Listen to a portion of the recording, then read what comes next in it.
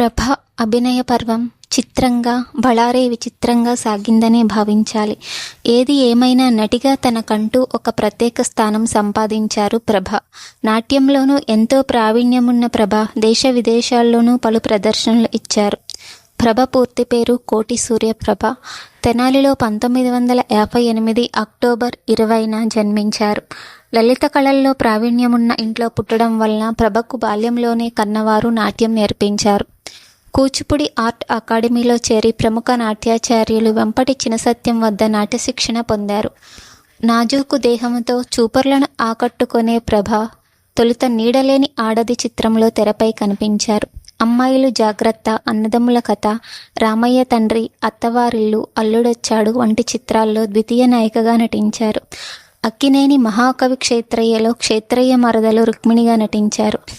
ఎన్టీఆర్ త్రిపాత్రాభినయం చేసిన పౌరాణిక చిత్రం దానవీర శూరకర్ణలో ఏకంగా రారాజు సుయోధుని భార్య భానుమతి పాత్రలో నటించారు. అందులో చిత్రం బళారే విచిత్రం అంటూ సాగే గీతంలో ఎన్టీఆర్ సరసన ప్రభ నటించారు.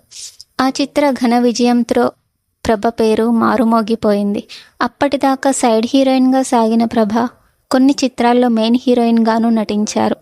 దేవతలారా దీవించండి, జగన్మోహిని, ఆమె కథ, ఇంటింటి రామాయణం, ఇదెక్కడి న్యాయం, కోరికలే గుర్రాలైతే, పార్వతీ పరమేశ్వరులు, సంధ్యారాగం, నేను మా ఆవిడ, సంతోషి మాతవ్రత మహత్యం, మనిషికో చరిత్ర, శ్రీ వినాయక విజయం వంటి చిత్రాల్లో కీలక పాత్రలు పోషించారు. దాసరి నారాయణరావు దర్శకత్వంలో రూపొందిన ఇదెక్కడి న్యాయంలో హరికథ భాగవతారిణిగా ప్రభ అభినయం ఎంతగానో ఆకట్టుకుంది.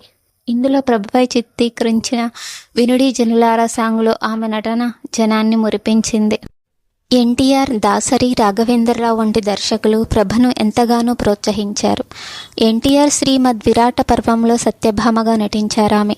అలాగే ఆయన దర్శకత్వంలో రూపొందిన శ్రీమద్ విరాట్ వీరబ్రహ్మేంద్ర స్వామి చరిత్రలో వేమన ఎపిసోడ్లో విశ్వదగాను కనిపించారు.